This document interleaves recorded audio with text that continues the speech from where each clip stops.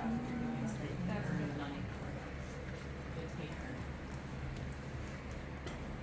I'll do sex definition, consensual. Also a good point.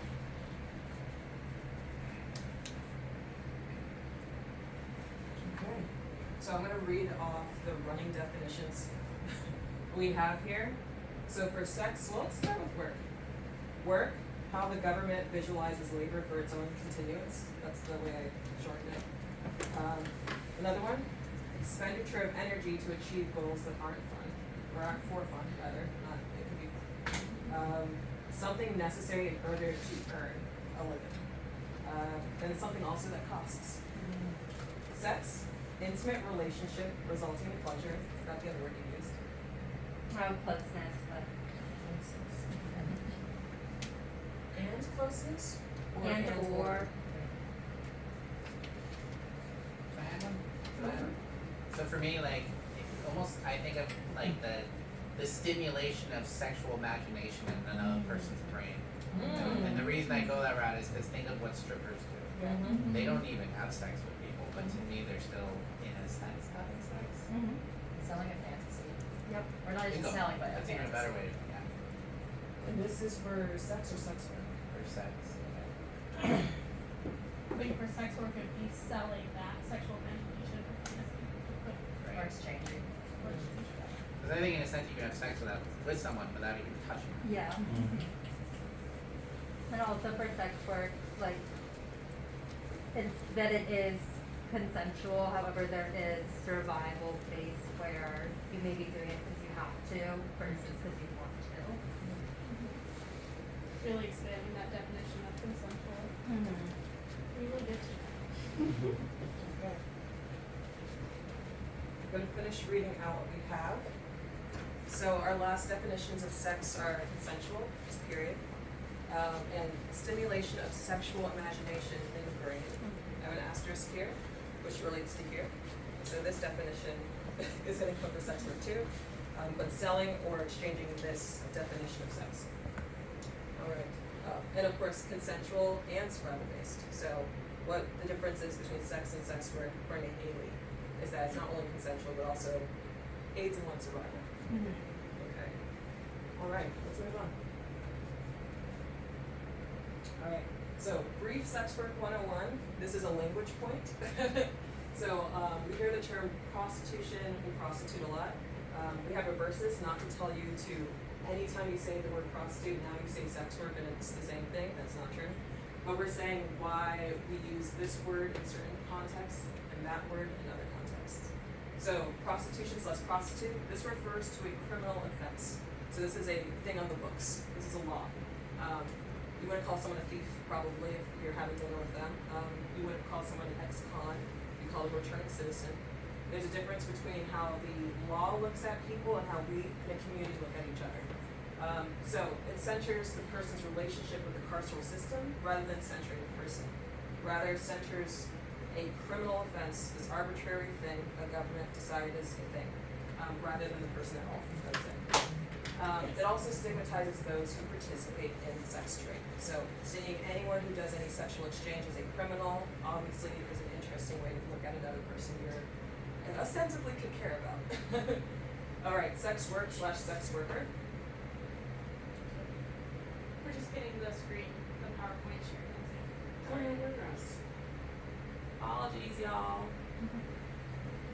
So for sex work / sex worker, this is the preferred term for people engaged in sex trade. It centers the work and the transaction and recognizes the individual's agency. And lastly, the exchange of sexual services for money or resources as a result of choice or circumstance. We will have a conversation about what other options there are for sexual exchange really soon. And if someone's a history buff in here, definitely look up Carol Leigh, L-E-I-G-H, Lee, Carol Lee, sorry, I always say Leigh. She is the person who created the term sex worker in like 1979, I believe, as a response to the criminal pigeonholing of the conversation of sex work. Before we move on, are we able to share the slides? I'm still gonna share share the slides with me via email so that I can send them on? Yes. I am. Thank you. I'm like, I don't have my laptop. If anyone's on the Zoom in here and that has the link, we could just put the link in the Zoom too. Awesome. So also let me know if you want us to stop in one of these things. Okay, just, yeah, I'll hop in when I have something that I don't want to cover. Where do you want with it? It's up to you. I can go with it. I can take this one. Alright. So why do people do sex work? So right here we have the terminology or the slogan "sex work is work." Obviously we have a definition or some running definitions of work that really show how like unbounded an object work is. How work itself seems to be a less bounded object than what we think of sex work, which is interesting since it builds upon this concept. Also, our concept of sex seems not particularly bounded either. It's not as cut and dry as maybe the law sees it. Yet this thing we're talking about here seems a little bit more solid and singular. I just want that to keep going in people's minds because I can tell you why people say sex work is work, but I really want to understand what you get from that and what that generates in your own mind. Like, what does it mean for sex work to be work? What does it mean for sex to be work? What is work? You know. But Also keep in mind that some sex work is more legalized or more decrim than others. For example, when you think of like a pole dancer, exotic dancer, stripper, whatever you want to call them, they, you know, that is, they pay taxes and, you know, they pay tips and they report their funds.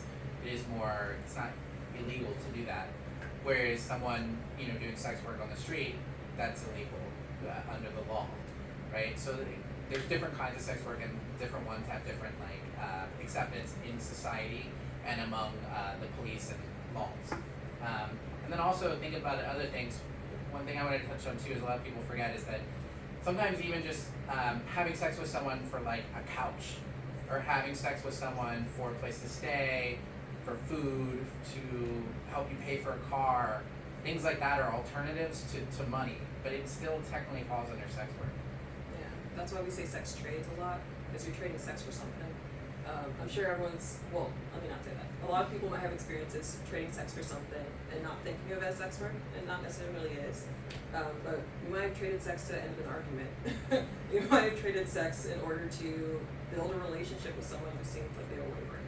So the idea of sex being an exchange is not something that's wholly related to sex work. But I do think these are two different concepts, but it's important for us to think about the ways we exchange this thing that at least the government doesn't believe can be exchanged legally.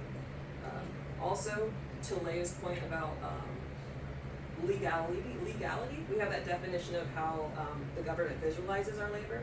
So if the government visualizes our labor as a crime, it's not work, which makes sex work as work an inherently political statement, where it's saying whether or not the government believes this thing I'm doing is work or not, I'm saying it is. And of course, we're in a sex work decrim 101, so that's part of the reason we use this terminology to be like, it's not a crime, it's work. What's funny too is when you think of them separately, this is completely legal. This is completely legal. But for some reason, when you combine them, it becomes illegal. Yeah, and I'd love for people to think about why they think that is.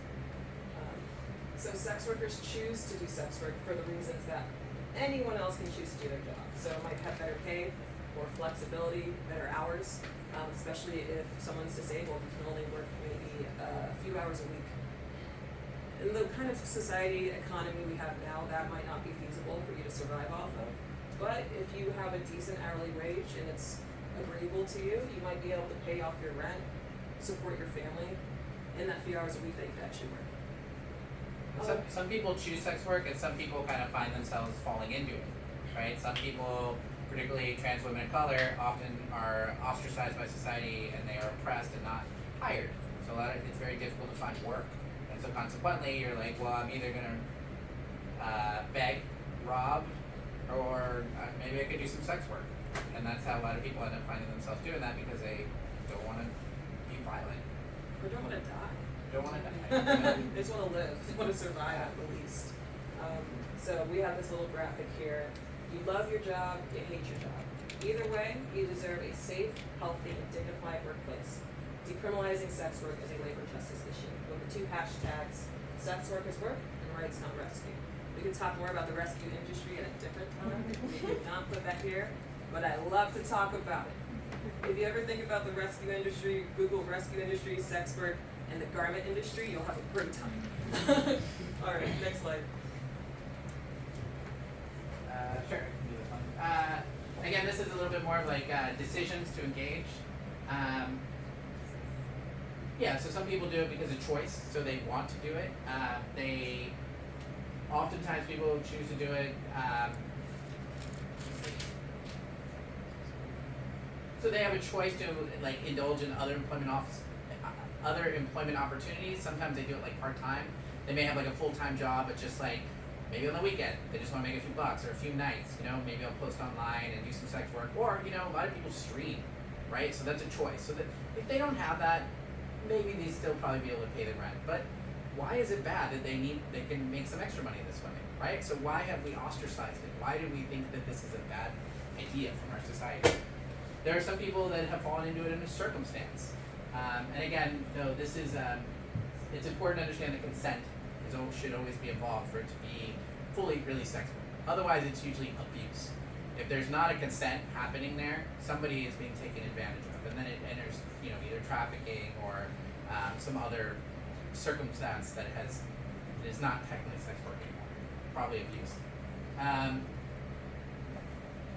So this is like people that would like to find something else to do, but they're kind of doing it because under the circumstance. So that's why some people would be there. And then coercion is people who do not consent to it. This is often people that are being trafficked. This is people that, sometimes people get lured into this. So someone will be like, I'm gonna help you do your sex work, and I'm gonna like help you find clients. And it starts well, and then over the course of months, then they begin to take your belongings away. They take your cell phone away. They disconnect you from your friends, and before you know it, you know, they get violent, and now you're just stuck, and now you've been coerced, and you eventually become trafficked. And this kind of coincides with like legality, because as long as you criminalize it, it kind of gets hard to get out of that, because you also don't want to like, it becomes more difficult to escape and find places to escape to, because particularly when you're out on the street or you're like locked in a room and you're, you know, meeting clients, it's hard to like, because you already know it's illegal, and then all people are just going to think that you're a sex worker, so it's hard to get out of that at that point. That's one of our reasons behind, of course, decriminalizing sex work, is that criminalizing people who are being trafficked doesn't help them. And of course, criminalizing people who are doing what they need to survive isn't very helpful if you feel like they should be doing something else to survive. Do you know if DC has any rape shield laws against sex workers? Anyone? Rape shield laws? So, that is a questionable answer. I didn't do introductions. My name's Mackenzie Darling. I'm a law fellow at HIPS, which is why Shibumi gave me I will answer this question. DC police have agreed to not arrest sex workers. Whether that's actually happening is very much up for debate. But I do not believe there are specific laws on the book as rape shield laws. I think that is something we push for in the 2019 effort when we'll get to it in the presentation to ensure like sex trafficking laws stay on the book, but decriminalizing sex work, because DC government, DC council, and PD do not separate the idea of a sex worker versus a person who's been trafficked. It really muddles the water in this space. Can either of you explain what a rape shield law is for everybody? Yeah, so essentially, You're the lawyer. I was gonna say, feel free to correct me if I'm interpreting your question wrong, but essentially it is, if you are all familiar with the concept of like a Good Samaritan law that usually colleges have, or a rule where if you like call the police because someone like overdosed or is intoxicated, you wouldn't get in trouble. It's kind of that same ideology of, if you are coming forward and someone's saying like, I've been trafficked, or I'm a victim or survivor of a sex-related offense, you shouldn't be charged with the offense. Yeah. That is the rule on the books, as we probably all know in this space. Cops don't follow the rules in the books, and the rules in the books are not really well informed anyway. So that doesn't happen a lot in practice. Yeah, because I know that there are some states that don't protect full-service sex workers or prostitutes from these laws, and so they can get criminalized for being a prostitute, even though they were assaulted on the job. And I want it to be known that sex workers, when they do come forward, regardless of what the law is on the books, Yeah. are being prosecuted and incarcerated in DC based on that. Okay. So even if there is technically a law on the books that's supposed to be protecting them, it is not. It's not doing anything. I'd say in addition to that, we've had a lot of stories of sex workers going into the court system, not criminal justice system, the court system, for something that's completely unrelated to sex work, like they've been a victim of a crime, a violent crime, even while they weren't doing sex work, and have lawyers come out and bring up the fact that they, back page pictures and ads and stuff of them being sex workers to be a reason why they can't have crimes done against them, basically. So I feel like this is more my zhush. We don't have a definition for this, and we don't have to get into it, but the idea of what is a criminal and what a criminal deserves, do criminals have rights? Do criminals have human rights? Are criminals allowed to work? That's a whole conversation about the carceral system in the United States in general. Of course, sex work is a great entry point into it when we talk about gender-based violence, when we talk about sexual violence, and that sort of stuff. Okay. Before we move on from that slide, I just wanted to make a point clarification example of that CCC continuum. We're talking about it in the context of sex work because sex workers, because of the criminalization and the gender-based violence, are faced with unique harassment, criminalization, stigmatization, all the things. But that CCC continuum is a really good way to think about work in general. Whether what you're choosing, what based on your circumstances, especially physical labor or other jobs where you utilize your body, because sex work is so gendered and sex is so gendered in our worldview and our ideas, we tend to separate it, which is what we're here to talk about. But really, a lot of physical labor jobs, a lot of blue-collar jobs are really about selling a service of your body that is taxing based on your economic circumstances. And we talk about sex work separately because it is so criminalized and treated differently based on our patriarchal and white supremacist views of sex. But that CCC continuum can really be a framework of thinking about all work as whether we choose it, whether it's in circumstances, or whether we're coerced. Because I know we'll get into it later, and it's not really the point of this, but human trafficking, we talk about it so much about sex trafficking, but the majority of human trafficking that's actually happening is physical labor trafficking. And it's no different, but because we have such a hugely different view of sex, we separate it in our brains. So really the CCC continuum can apply to all work. That's a great point. We covered a lot of this slide when I was actually introducing myself, but again, sex work, survival sex work can sometimes be a little different than people that are doing it for extra supplemental income. And again, this is people exchanging sex work for either a place to live or just barely kind of getting by from showers due to circumstance. This is kind of where they're at. But the last part is people doing survival sex work are more likely to be incarcerated. It's 80%. There are 80% of the sex workers that are incarcerated are those that are doing survival sex in the street. So, as socialists, y'all are familiar with class discussions. So even within sex work, there of course is a class hierarchy. What's it called, Haley? The hierarchy. The hierarchy, yes. So, yeah. So the hierarchy, I believe a text just came out about it really recently. That was whorephobia. Oh my God. But Oh. no, I know that's a whole Oh, other it's thing. perfect. The It's a good hierarchy. thing. I know it's a more actually because I just wrote about it. It originally came up in the 60s or 70s from a white man for criminalizing and incarcerating sex workers. Really weird that was what it was. And then eventually now it's different. And so you have the top are the very privileged, and it could be a white presenting cis hetero female cam girl. That would be at the top because they are so disconnected from society. They have their own home or they have their own place. And then more at the bottom is full service sex workers, and definitely many into trans and BIPOC sex workers are in the bottom. And so there's definitely a whole hierarchy within the model. Because you may be one more privileged, so this may not apply to me. And you may look down to individuals that do full service sex work or engage person to person impact. When in reality, like sex work is very, very broad, and unfortunately there is a lot of like isolation between the labors that you do. Right, and we could look at this stratification model and other types of work, as Mackenzie's saying, like during the pandemic, who was able to work inside? Who was able to work from home? Who had a home to work from? Who didn't have to use their body and expose themselves to a disease that there was no cure for? Like There's no treatment for. celebrities could go on websites to make all their money Absolutely. while having a lot. I like to parallel it with marijuana decriminalization a lot too. There's so many parallels. Like people that were being incarcerated by marijuana use were often people of color in neighborhoods who didn't have backyards, who didn't have like spaces where they could just go smoke. So like the huge amount of the incarcerations were people of color, whereas like white people with in the suburbs often have their like nice backyards. They could just go smoke wherever they want, and they were often never incarcerated.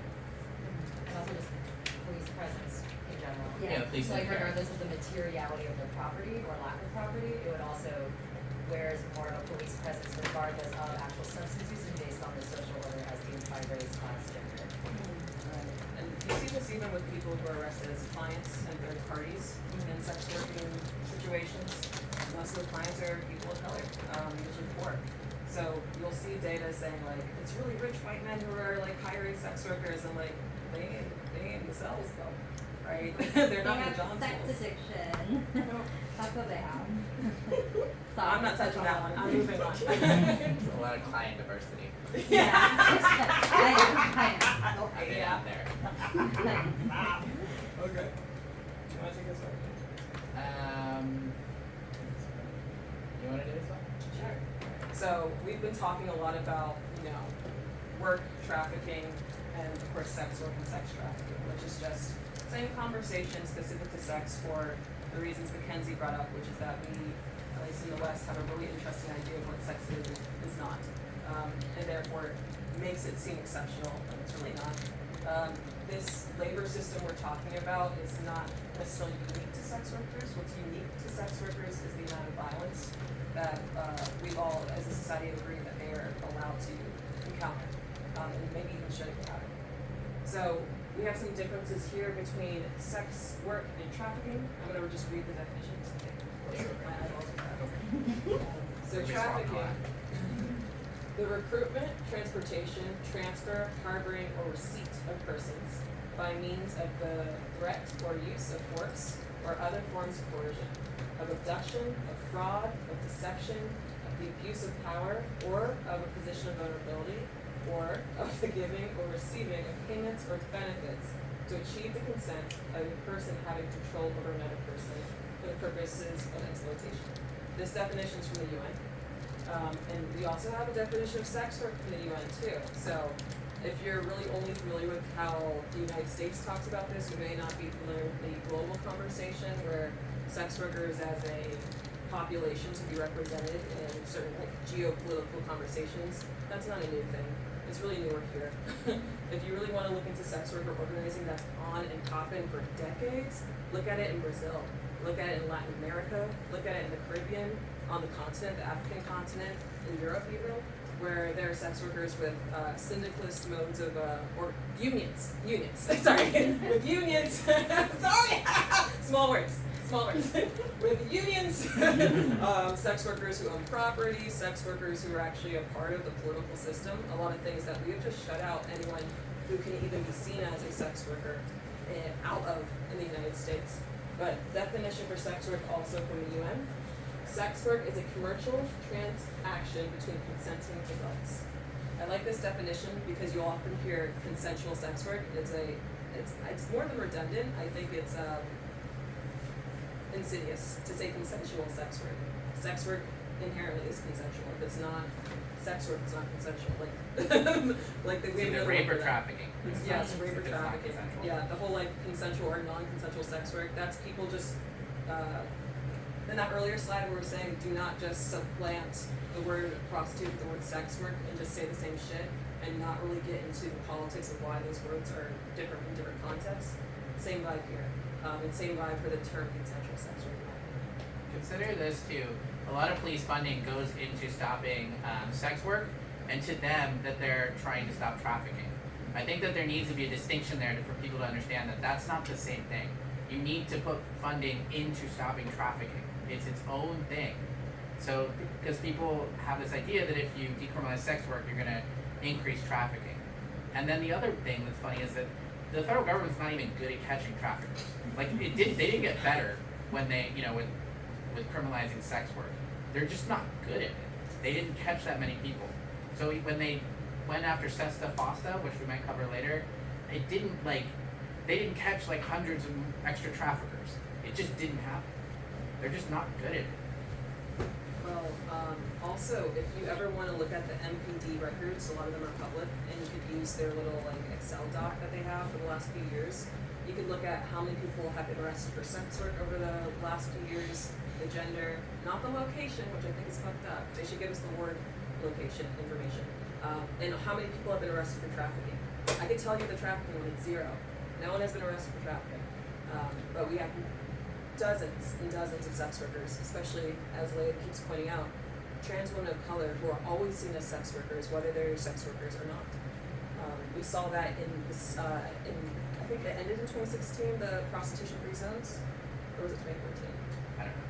Yeah. Well, between 2014 and 2016, in DC used up prostitution-free zones, PFZs, that the cops could put up a sign and say, this area is a prostitution-free zone. So it was basically stop and frisk for anyone they thought looked like a sex worker. They do a lot of weird stuff. Like sometimes if you just look like a trans woman and you might have been wearing something sexy or maybe even just moderately sexy, they could pull you over, and if you had more than like 3 condoms, I think it was 3 or 4, they could arrest you. Or it was means to arrest you for sex work.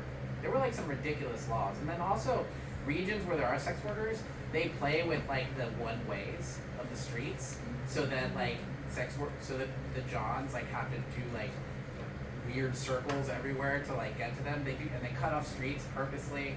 They do all kinds of things to mess with sex workers. It's just really ridiculous. Mackenzie has something to say, but real quick, I think that point that you just said is another thing for people to think about. So, how many ways have you seen the world transform for general populations due to the policing of sex workers? The fact that in some DC streets you can't take right turns, that affects everybody, right? It affects everybody in really weird ways, maybe useless ways, but start really thinking and exploring what other ways has the world literally transformed ostensibly to arrest sex workers. Go for it, Mackenzie. Yeah, I was just gonna go off on the prostitution-free zones. Is cops would use that as an excuse to not only harass sex workers or people they would perceive as sex workers, but literally pick them up, put them in the cars, and drop them off at other parts of the city that were not these zones. So they would just abandon people they assumed were to be sex workers in more dangerous areas, places that are less lit. I know in one report there were people talking about that they would be dropped off under bridges and just be left there. So like this was used by the police to harass and impose violence against people they assumed were sex workers. Which we're saying that because there are people who are not sex workers who are perceived as that, but even if you are a sex worker, you don't deserve to be treated like that. So it's just like this was just an additional way for police to harass sex workers, which they do a shit ton. Here's another weird one like that. You could have gotten in the car. I've actually had this happen before. And then you go somewhere, but the police like kind of follow you.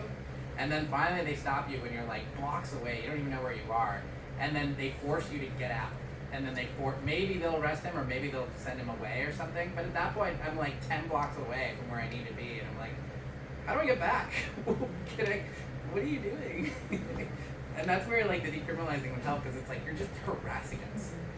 I'm gonna finish this slide real quick. So, Also the reality that the police are also not just displacing people, but actively violating them.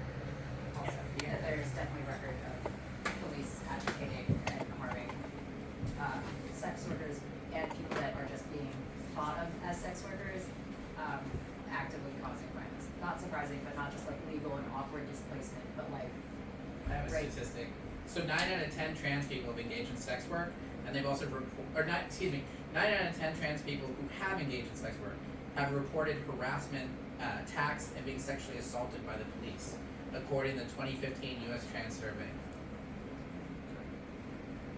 The last part of this is sex workers include female, male, and transgender adults and young people aged 18 to 24 who receive money or goods in exchange for sexual services, either regularly or occasionally. This one, hate this definition, but it's important because this concept of occasionally, according to the UN and a lot of definitions of what a sex worker is legally, if you've done sex work once and it is known, you are a sex worker forever. It's a mark, it's a brand. That means you are something else forever. We see this affect people in child custody battles where they get their kids taken away because there's proof that they have exchanged sex for something or sexual anything for something at some point in time.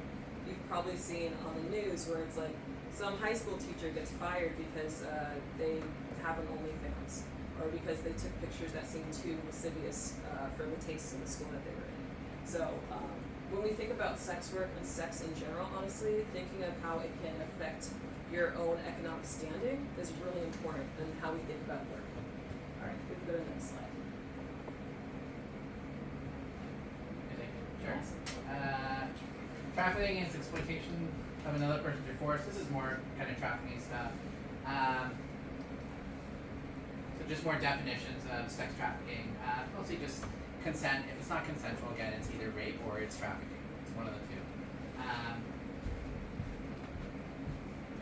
Okay, the second part is interesting. So if you decriminalize sex work, that would allow a lot of people who are being trafficked, say on the street, to be able to maybe talk to an officer or maybe report it. But while you're out there, you're scared to talk to a police officer because you're nervous you're going to get harassed more. Because I just told you also the police are very violent to sex workers sometimes. They can sometimes threaten them to get off the street. Some of them are often offer for proposed sex themselves, right? They just are abusing the sex workers. So it's hard to want to go forward to a police officer, particularly if it's criminalized. But there are definitely pimps on the street that are maybe harassing their sex workers or they're trafficking them. And they probably could escape, but it's difficult to want to engage with a police officer, particularly when it's criminalized. So that's kind of the second point. Is there, pardon me, I know it used to be legal for cops during an ongoing investigation to engage in sex workers with sex. I don't know if is that still the case? Actually, I forgot my map. There have been some reports of that, yeah. I have a really great map. This became really popular, I think, in 2016 when there was the Hawaii police, what's it called? They have a union, but I hate calling it a union. But the police fuck fest they have. Yeah, association. They were having an issue because there was going to be a new law that says you cannot have sex with you can't rape somebody as proof of a crime. Obviously, this is something police do all the time, where they say that, how can I know this person's trafficked unless I rape this person? So it is illegal in several states. Well, not maybe, I don't know the full number. It's illegal in some states, but it's definitely legal in other states, where it's still legal to sexually assault someone as proof that they are either a sex worker or even a trafficked person. This includes minors. I also just wanted to note, on the books it doesn't say sexual assault or rape because they like to pretend it's consensual. That's our understanding of this being sexual assault, but on the books they're this is completely illegal, this is completely consensual, it's fine for officers to participate in sex work as part of the state. Each jurisdiction is different though. So I don't know what the DC laws are like. Yeah. I can't imagine that would be legal.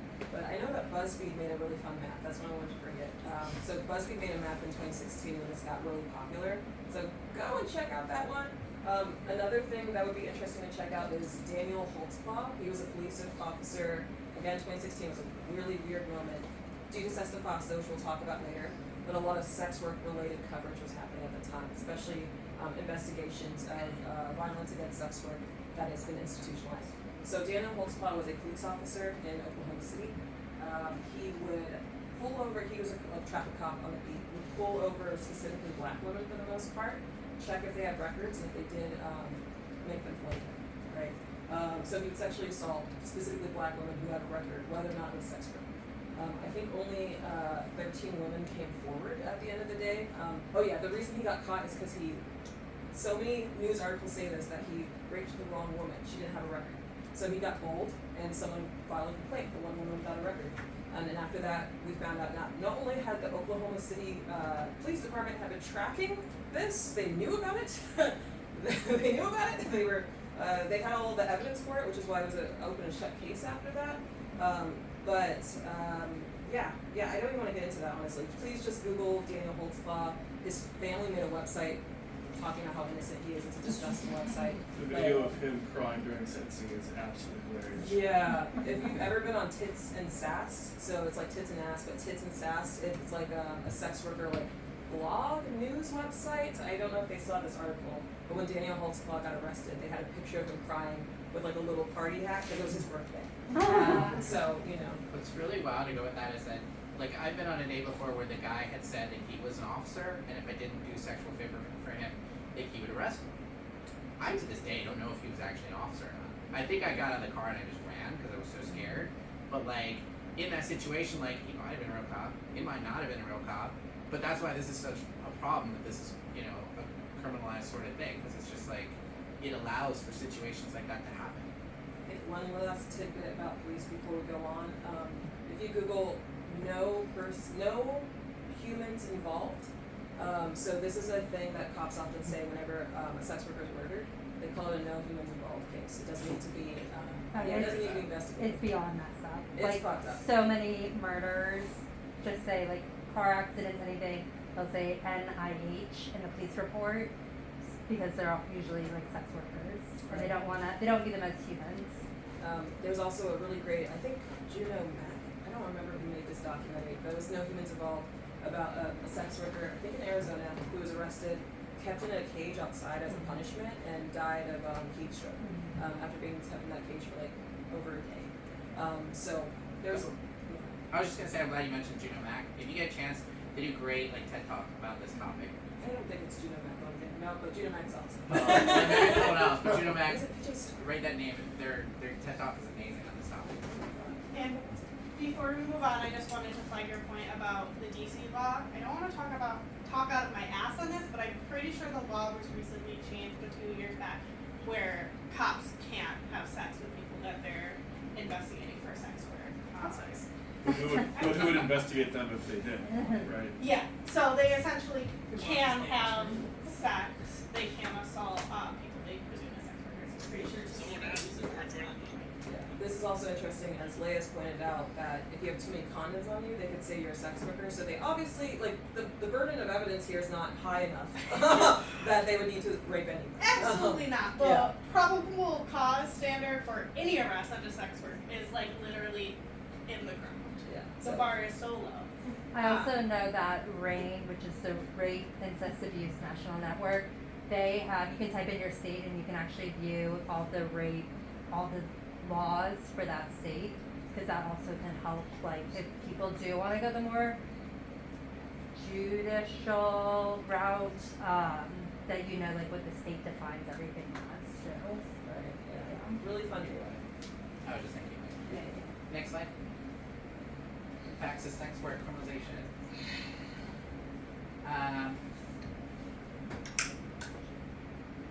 Okay, I can just run down the line on these. So, criminalization, why it's problematic. We've already discussed a lot of it, but I'll just kind of go down the line. We just have the general criminalization. People get stuck in these systems. I actually, I studied fine art, and then I had some issues because I was arrested for sex work when I was in college, and it was on my record. It was a misdemeanor, but then I later became an art teacher, and it kind of became an issue because it was sex related. I kind of was able to kind of get around it, but the point is that it becomes really problematic. And then ultimately, like, I started to get really discouraged and was like, well, screw it, I'll just keep doing sex work. And that's the problem, is that once you start criminalizing folks for this, then they just kind of get locked into it. A lot of sex workers, they're like on their 7th or 12th like conviction. And at that point, it's just like, well, I don't care anymore. I'm just gonna just keep doing this because this is all I can do, right? Because nobody else is gonna hire me, and all these convictions are like keeping me back. So it's a system. And then additionally, the discrimination of race, economic status, criminal records. So like, it's already hard enough when you're a woman like me, like a person of color. People don't want to hire me, even when I'm like highly qualified. I definitely really struggled. There were points where I had to do sex work to survive. Luckily, I'm doing okay now. But like, there have definitely been times where you know, as a person of color, people are racist, and then on top of that, they're transphobic, and they don't like women. So it's like a quadruple whammy. And then also, you know, if you don't have a lot of money, or you come from a poor family, you don't have that kind of backup. Not to mention trans people, oftentimes their parents kick them out. My dad disowned me for 5 years, so I had no parental backup for like 5 years of my life. And I was also facing other oppression. So that's how people find themselves in these situations. Unstable housing, it's another one. The stigma, once you become a sex worker, or like people know you're a sex worker, then they don't want to hire you. If that keeps coming up on your criminal record, again, you know, you can't even like get anything to deal with children. Oftentimes, like you can't be like a preschool teacher or childcare. No one wants to hire you for babysitter, that sort of stuff. Also, violence. Doing sex work can be difficult sometimes, and you will probably face it, depending on the different kind of sex work you're doing. Again, you know, the higher tier, if you're like a really high-end escort, you're probably not going to face as much violence. Or if you're just, you know, live streaming, you're just going to face, you know, some internet trolls, but you're not going to usually not going to have someone come and hurt you. But if you're on the lower tier and you're, you know, working the street, you're probably going to face some violence. I've been out there before, and I've been stabbed a few times. I've been raped. I've had to jump out of a moving car, you know, and yeah, of course I wanted to get out of it. And here's the thing though, sometimes it was fun. 90% of the time I was having a good time. 90% of the time the jobs were actually really nice. But it only takes a few to ruin it for everyone. And the worst part is, when I was like covered in scars, and this guy had stabbed me, and I got out, and I looked like a prostitute. I looked like a sex worker, right? I looked like a whore when I was on the street. I couldn't go to a cop. What am I going to explain to him, right? Like, it would just be absurd. And then I think it was like 22 at the time. I don't know the laws, right? And most sex workers, they're not like lawyers. They don't know the laws either. So it gets dangerous. Why can't we just decriminalize this, right? It gets ridiculous. Health risks. When you decriminalize sex work, you allow people to be able to tell their doctors, and then you can make it safer to get tested. And then you can also work at different places. Like if brothels become available, then you can check yourself and get tested constantly. You can make those sex workers safe. It's important to take away the stigma so that you can increase the health of sex workers. And then Sesta Fosta is, yeah, we'll come back to that, but essentially it ruined a lot of the online working, which makes it more dangerous because it put more sex workers out on the street that wouldn't have been. So the Sesta Fosta thing is fun, and we're going to get into it. Just some background for me. So I was doing my schooling work, specifically looking at sex work in the digital space. Well, digital and physical, we're not going to get into that, but both spaces at the same time. So one of the things Leigh was talking about is like how it can be safer online. You could screen people. You might not need a third party to find clients for you. The digital space you were able to find clients, screen them, have all your preconditions before you see them. Of course, that doesn't erase violence because people are fucking evil and we hate sex workers in this country. But it made people a lot fucking safer. Great stuff. I was telling you the study. What's that? The Prices study.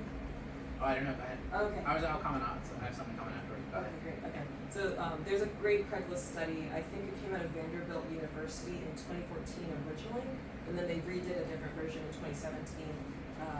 But the 2014 one is still gold. But the study showed that from their best calculations, it looked like homicide against women who didn't know their attackers was decreased by 17% when Craigslist had their adult services section, which Sesta Fosta had them take down. Well, okay. We don't have to get to it right now. Sorry. Oh, I was going to build off your point of just saying, and there's also a study post the enactment of Sesta Fosta, I think it came out in like 2018. There was a significant increase in homicide and sexual assault rates after the passage of Sesta Fosta because sex workers were pushed off of online spaces and didn't have the online resources like that being placed. I can give you a real life example why that happens. And it's clearly because when you're on the street, I have no way to trace this person in this car that I'm about to jump into. At best, I can take a picture of the license plate. But when I'm already being harassed by the police, and I already need to get in that car really quickly before I'm about to get arrested or he's going to get hauled off by the police and then I lose my $100 or whatever, I need to get in that car quick. I don't have time to take a picture of this license plate. So then I'm at his mercy. I don't know that he's hiding a knife in the middle of our seats. Do you know what I mean? Like, I don't know he has a gun and he's about to do a horrible thing to me. But if I'm working online and I'm on Craigslist, I at least have an email. I at least like have some way to trace him even the slightest little bit. And that fear is enough to reduce the violence. Right. A lot of sex workers, part of their screening processes could be send me your LinkedIn, give me your company like business card, send me Oh yeah, the your phone license. number too. They Yeah. probably called you. And pretty much trust that a sex worker is not going to like what give that to the cops. Why would they do that? Like you're a client, you know. Want to explain bad date list? Oh, a bad date list. Totally bad date list. Sure, yeah, we're going out there. So bad date list. This is actually good. So when I was out on the street, Hips was there. They've been around a really long time. Big shout out again to Hips. And Hips used to organize. Well, they would drive around in a car, like a big van, and they would pull over and they would get condoms and lube to folks. But they would also provide a little sheet of paper that was a date list, and it was called like a bad date list. So it was basically a list of like cars, maybe what a person looked like, and then maybe just to let you know, don't go in that car. This is a bad person. They hurt someone.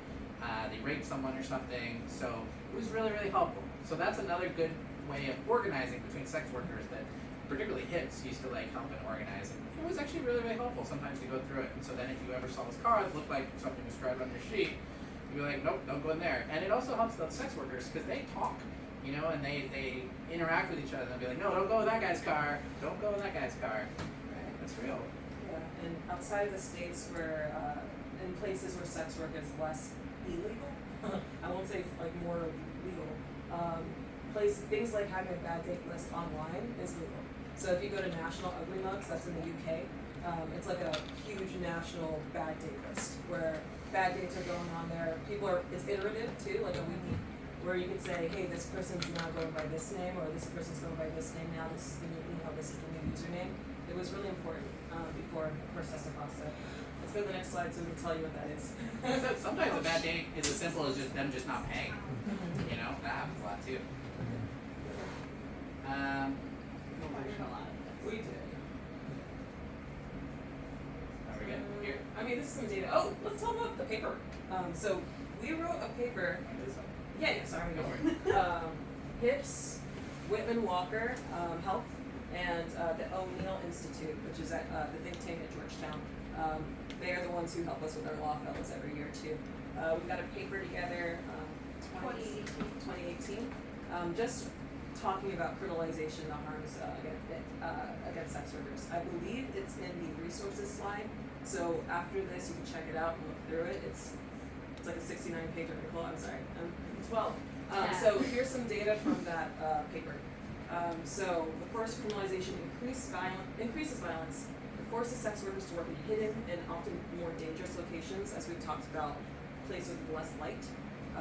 Places that might have a lot of resources, not a lot of cover in general, places to hide. Increases risk of physical and sexual violence. So 90% of sex workers surveyed in our report have reported experiencing violence. 80% in a New York report that is also cited in this article, just check out the article, reported experiencing violence while working as well. So harassment and exploitation from clients and police, which we mentioned.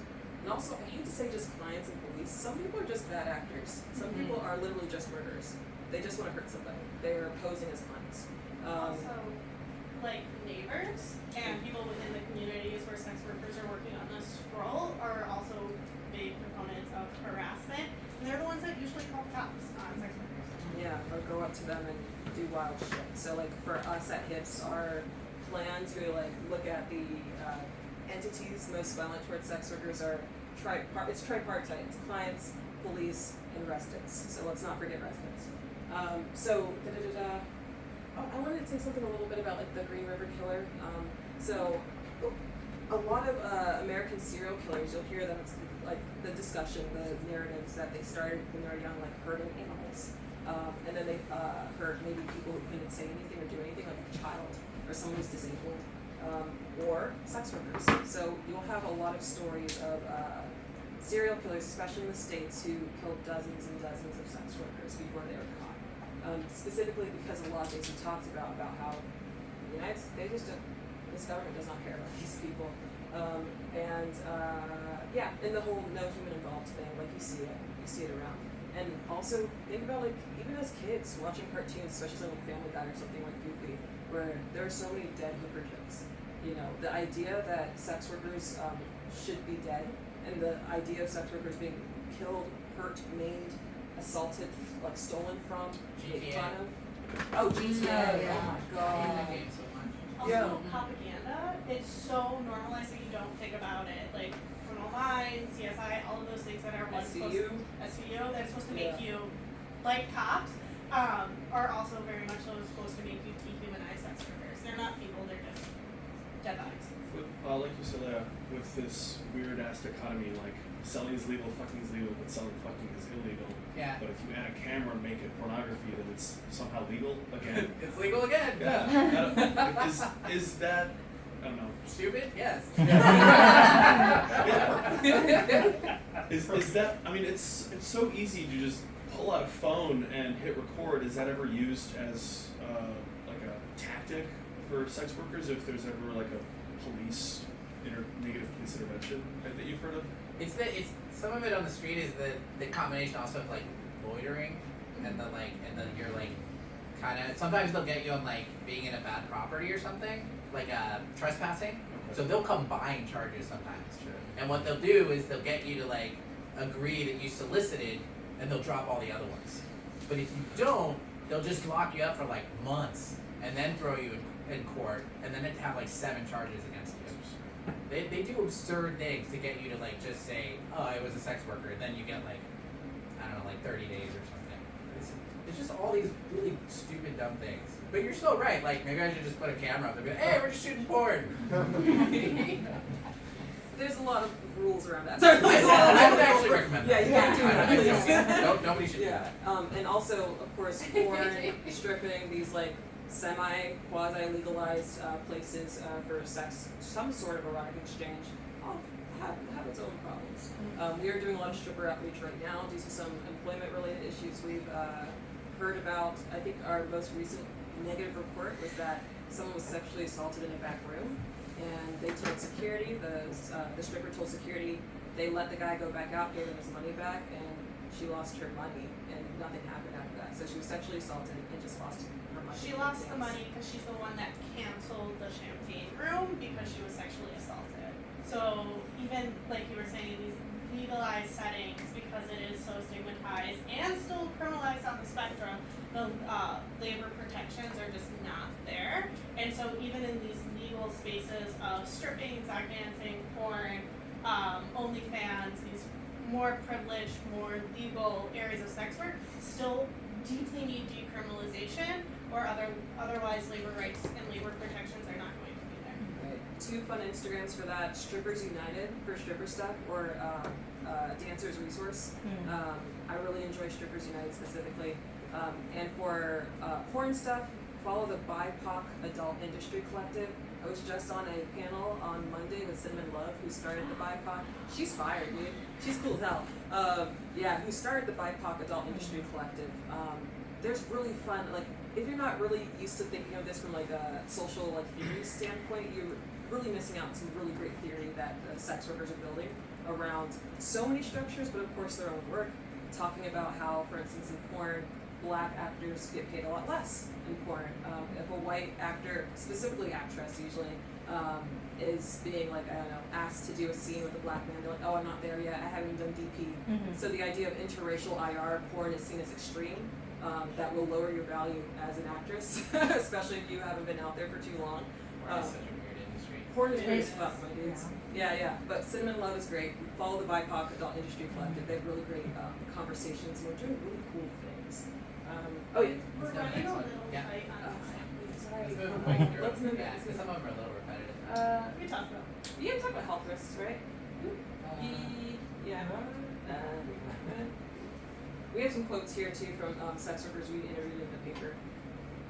I mean, it deals with like stigma. Again, like, you know, if you decriminalize it, then people can tell their doctors and get better health care. Yeah. That's kind of dangerous. Also doctors and mental health professionals still to this, like, obviously, maybe not obviously, but definitely discriminating against sex workers. Let's put it like this: when I had to jump on the car, I was covered in road rash. I didn't even go to the hospital. I was that scared of like being arrested as a sex worker.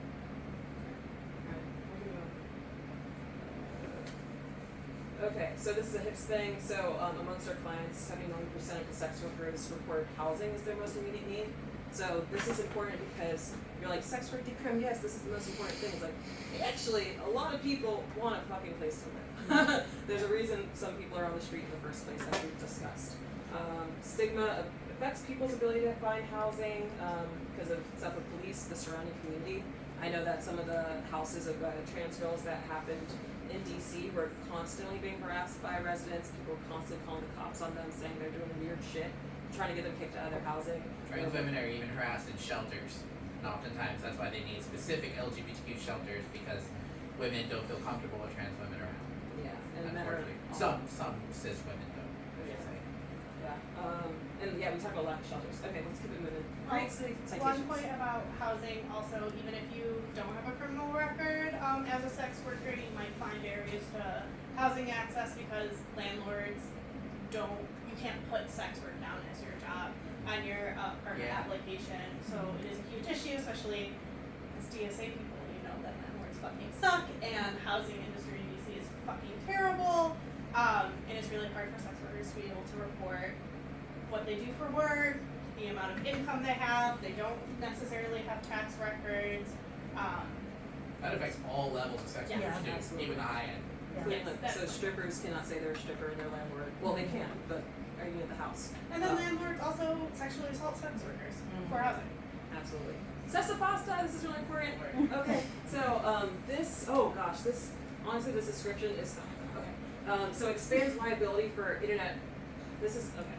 So, how do I, okay, so internet platforms which host content generated by third parties holding information. So, for instance, what? I'm gonna do it. Okay. So like Facebook, for instance, right? Facebook doesn't make all the content on its website. So Mark Zuckerberg is not putting every post in. There are third parties, random assholes putting shit on there. Up until Sesta Fosta, due to Section 230 of the Communications Decency Act, that Facebook, Mark Zuckerberg, will not be legally liable for anything a third party did on the site. However, Sesta Fosta changed that to make sure that now platforms are liable if the cops, the police, prosecutors, DA, believes that their website was used in some way to facilitate sexual trafficking, sex trafficking specifically, no other type of trafficking. How does that affect me as a sex worker? Yeah, so, okay. I think that's a good gist on the actual law itself. Yeah. Let's get into that. So how does it affect me as a sex worker? Well, it means that basically Backpage and like Craigslist don't want to support my posts anymore because for the minor chance that someone could be trafficked on the site, that webpage would then get sued and they would lose tons and tons of money.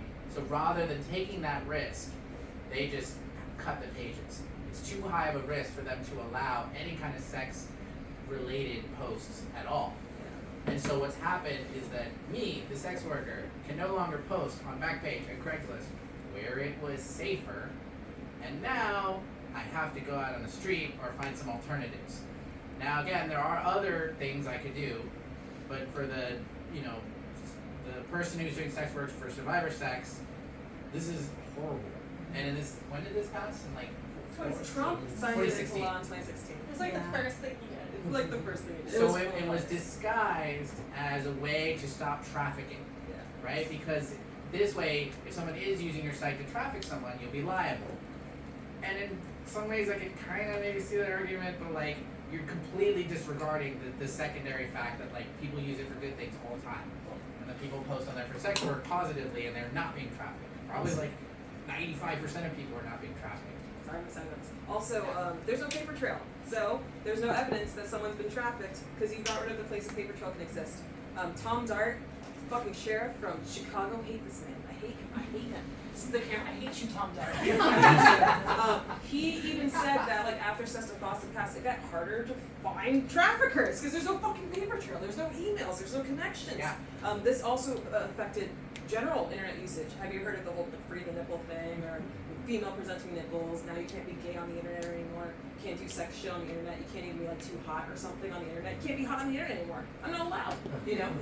That is typically from Sesta Fosta. Everyone's just like, sex, no, let's just cut it. This has affected a lot of queer communities specifically, a lot of young people specifically. This is why Tumblr sucks now, because all the porn's gone. Or like anything you wanted to talk, like sex ed is being affected, like anything sexual is affected.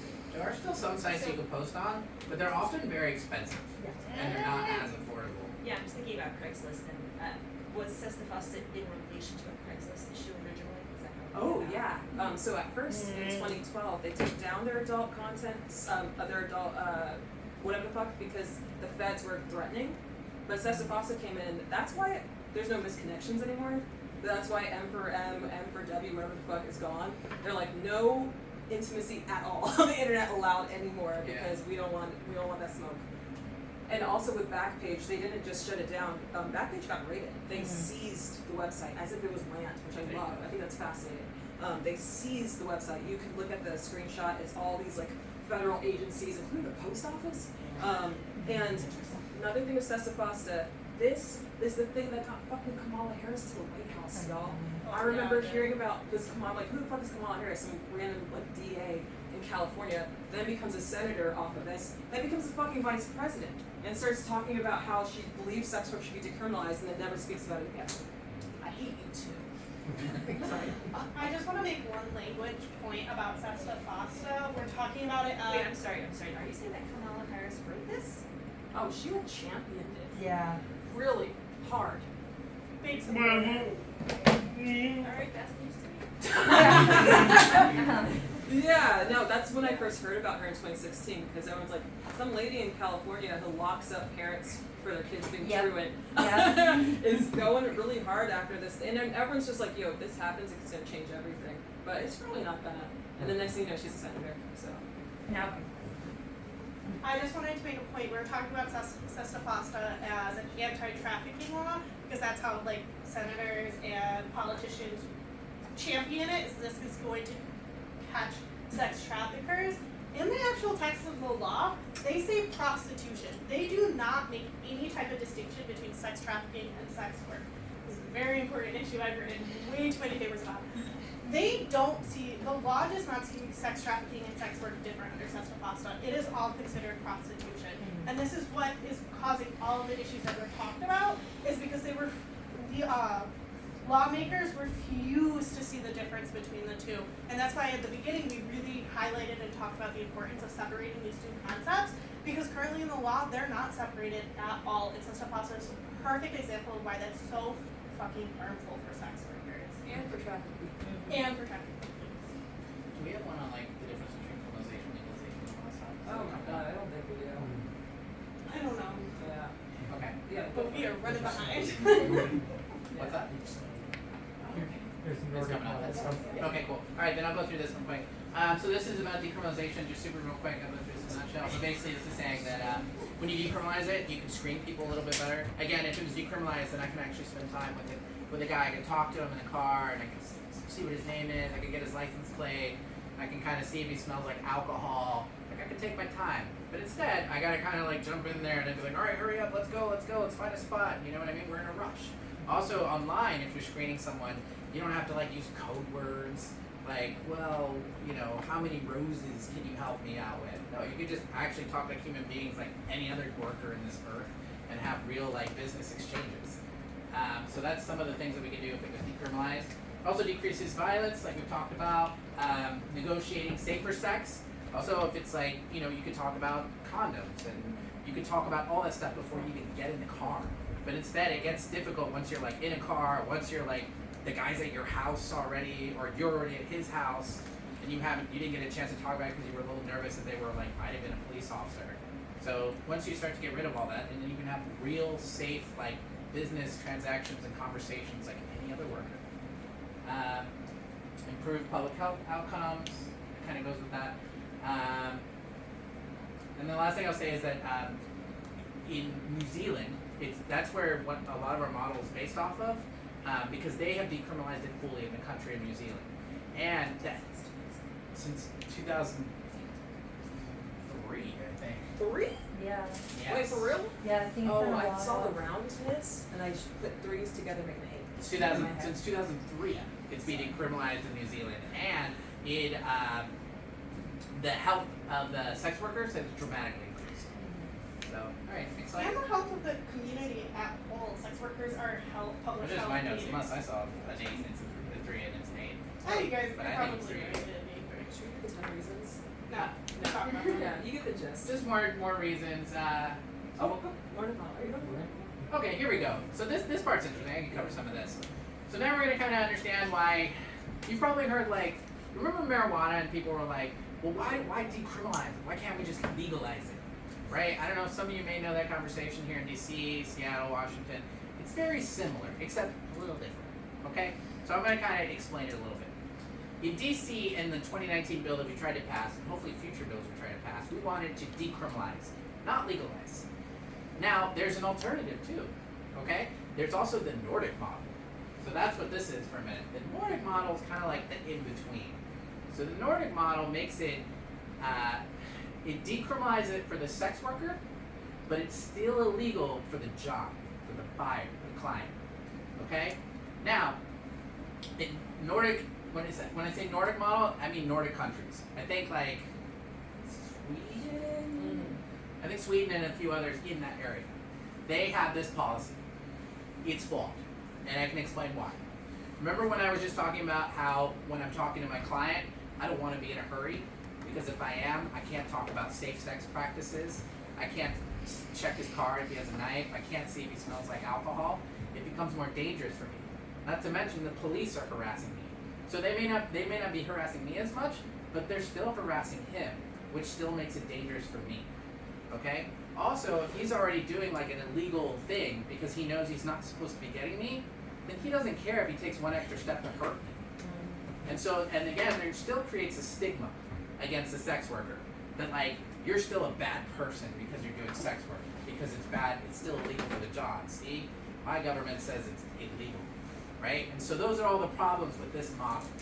So the Nordic model is like actually better than, you know, full criminalization, but it's not really what we want. It's still so many problems with it.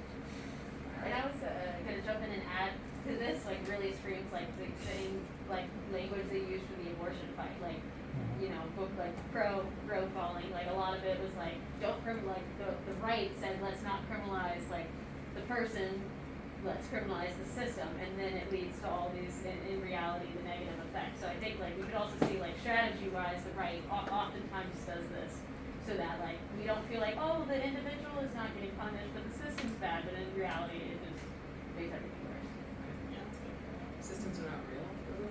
Go to the The next same one. as corporations are not people. They are not. I think that's, are we good with it? Yeah, I mean, I can go through each individual thing, but We have so much more to cover. Yeah. oh, so let me cover the two other parts. So that was a Nordic model, and so then what we really want is we want the full decriminalization model. Actually, you know what? Before I go there to what we want, let me tell you the other thing we don't want. The other thing we don't want comes from a place like Las Vegas. It comes from places like Germany. They have legalization of sex work, and this is why it's problematic. In those places, you have to get licenses. You often have to get tested in certain ways, and again, their laws are all different. You have to get hired in this brothel, and if you don't get hired there, you can't do sex work. Okay? They're not really realistic to help the survival sex worker. They're really created to help maybe the higher class sort of sex worker. The sex worker who already has maybe some extra income, some money, and maybe they genuinely want to be a sex worker, and that's great, and they will get protected.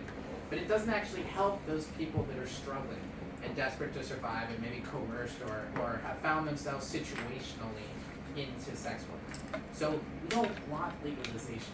That would not have helped me at all when I was struggling and had to do sex work. That would not help a lot of trans women of color or other sex workers or people who are just trying to survive. So legalization is a no-go. Awesome. We call that a two-tiered system.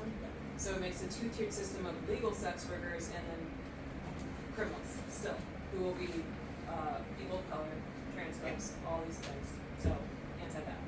Yep. So people like me would still be a criminal because I can't afford a nice license and to constantly get tested, and maybe I'm not even good enough or not pretty enough to be hired in a brothel, and so it doesn't work for me. So what we want is full decrim. Again, it's been 2003. We'll have to double check on the year, but I'm pretty sure it's 2003. And it's called the name of the road. Yeah, sorry. Yeah, it's the Prostitution Reform Act, is what it's called. So if ever you want to study what it says and all that sort of stuff. But basically, it was just a full decrim. So it was decrim for the Johns and decrim for the sex workers. And they found that trafficking actually decreased. The trafficking had gone down because the sex workers were able to report when trafficking was happening more often. The health of the sex workers increased. They were able to screen their clients more, talk about safe sex, and they were able to avoid violence when they could because they were screening more clients. It was a win-win for everyone. So that's really what we're trying to do, and that's what we mirrored our bill on for the 2019 bill, and hopefully bills beyond that. Okay? Right before Lee starts, I will say we are getting past 8, so if anyone needs to leave, feel free that you can leave, but I encourage you to stay because we said that a lot of really great content. Sorry. We're sorry we got over a little bit. I was gonna say thank you for staying. Yes, thank you for staying. Thank you. Okay, so we're going to talk about sex work and capitalism real quick. So, analyzing from the socialist lens, sex work decriminalization is a socialist issue. Decriminalization improves the working and material conditions of working class people. Criminalization of the worker or the client both allow the capitalist state to thrive on the ensuing violence that occurs. And as socialists, we do not advocate for carceral solutions to problems created by capitalism. And to add to that last point, I just want to say that our goal should be to empower the workers themselves with tools that they can use to uplift themselves and their communities. We don't want to empower the capitalist state and their enforcers in the form of the police.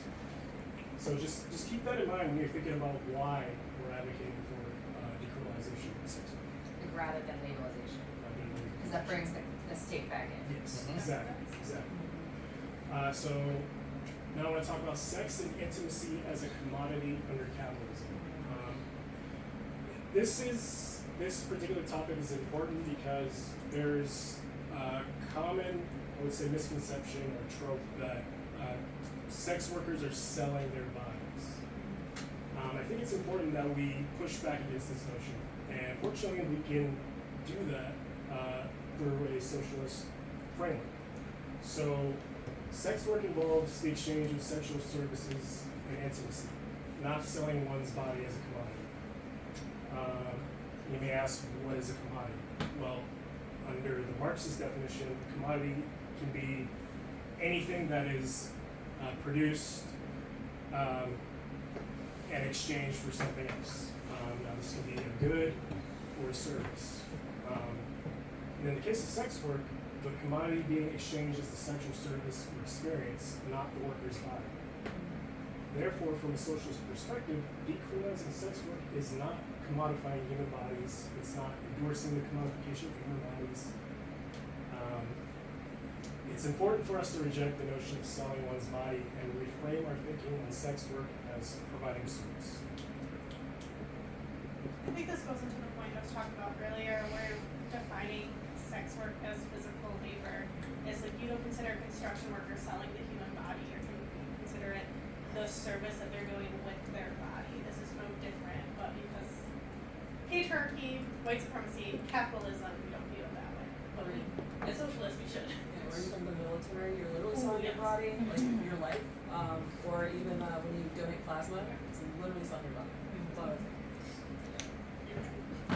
So, to come full circle, sex workers' rights are workers' rights. Sex workers are asking for rights, not rescue. Decriminalization empowers them to decide the terms of their own labor, giving sex workers the ability to organize together in solidarity to make their lives safer and more stable. Socialists must stand in solidarity with sex workers demanding decriminalization. And lastly, if we can succeed in winning rights for the most marginalized in society, there's nowhere else we can't win. Think about it. Think about it. Oh shit, sorry. I was still like happy. So SWAT.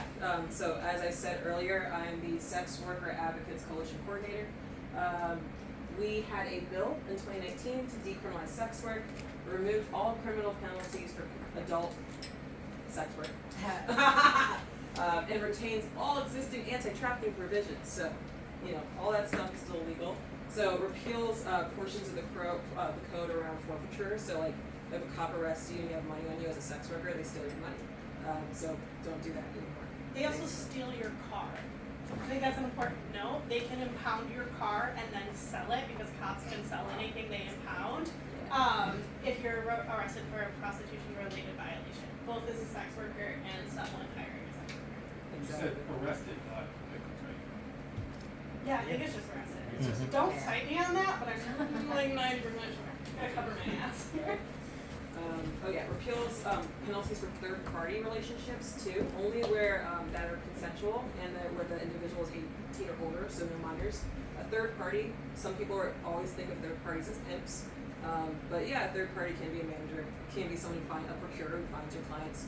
It also could be a driver, it could be an accountant, it could be your roommate. Honestly, under current human trafficking laws, if you are rooming with someone who pays their rent in any portion through sex work, you're technically harboring a trafficked victim. I'm not fucking kidding. So if you're a sex worker working with another sex worker and they all just texting each other, making sure each other's safe, getting each other hoopers, you are trafficking each other. So yeah. Repeals prostitution-related nuisance law. Repeals penalties for keeping a bawdy house. So this is also problematic for us because anywhere someone who's known as a sex worker lives might be seen as a bawdy house or a brothel. And therefore they can lease their housing. So we don't want that to happen.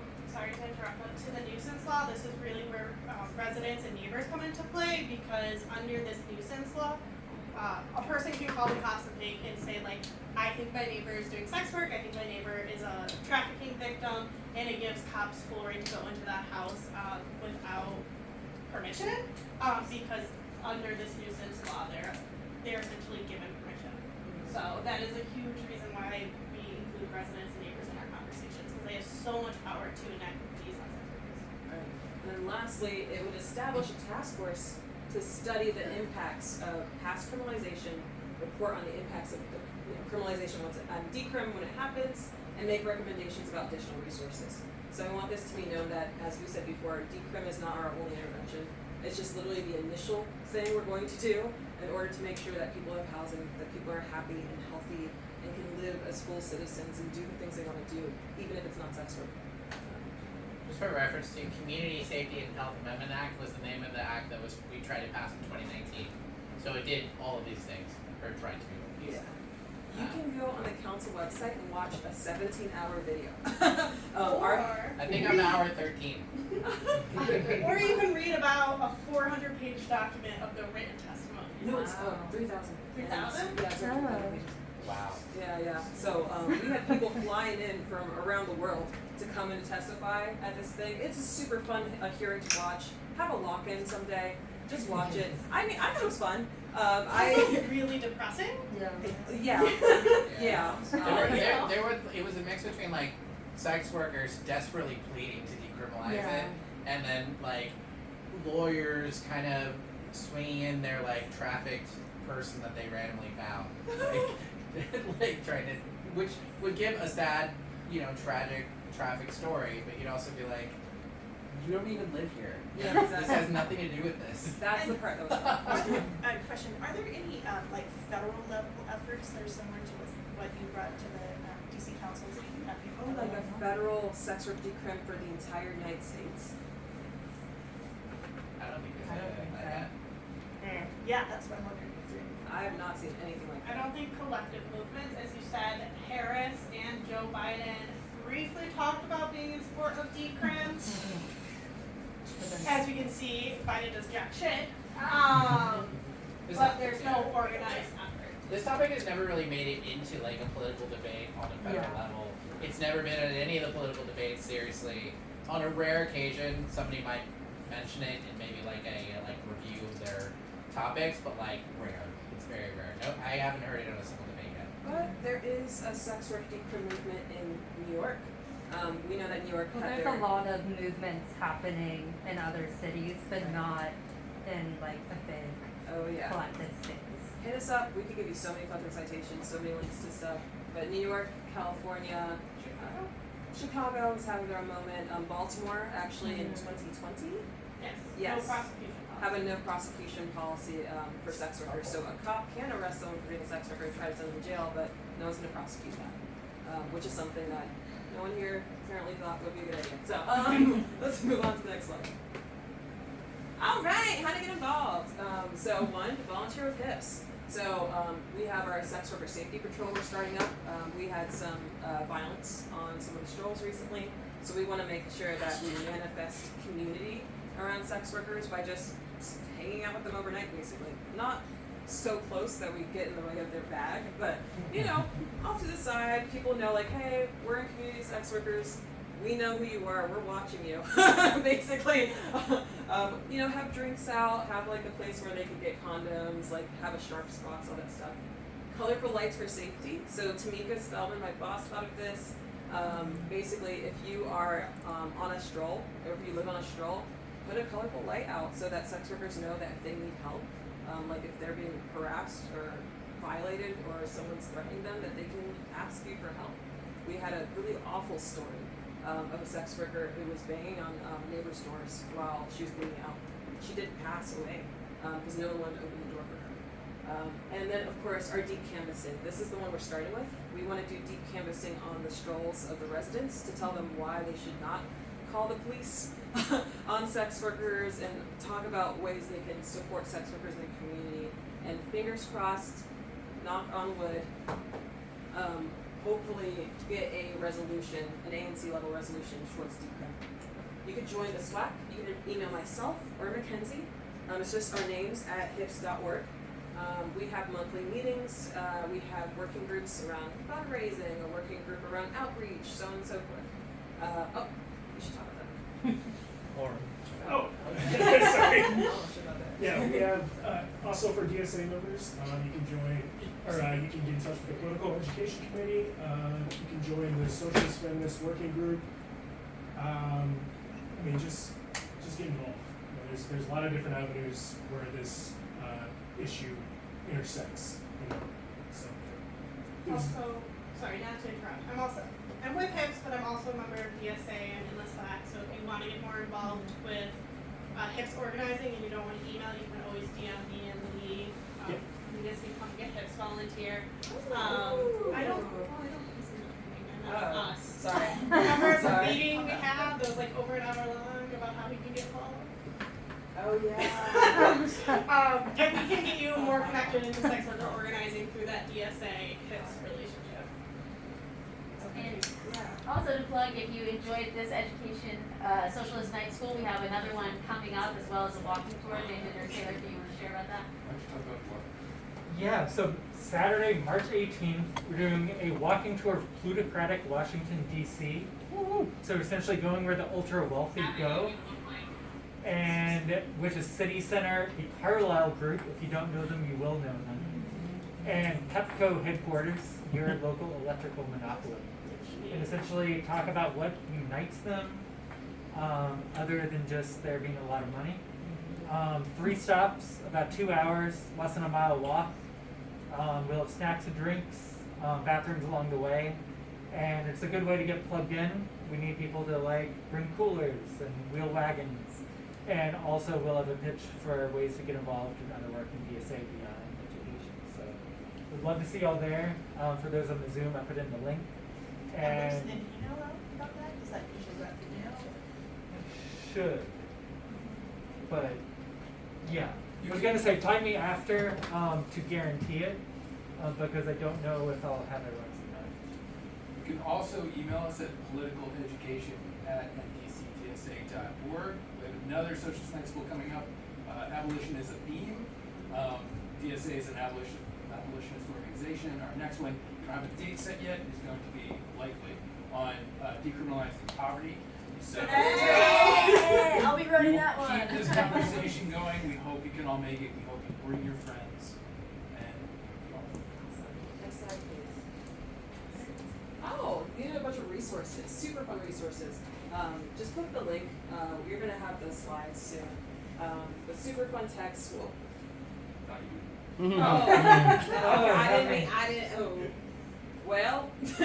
here it is. I read it in the same way. Oh my So gosh. many tabs. Oh my I'm god. done Whoa, with my whoa. tabs already. Not judging after stuff at all.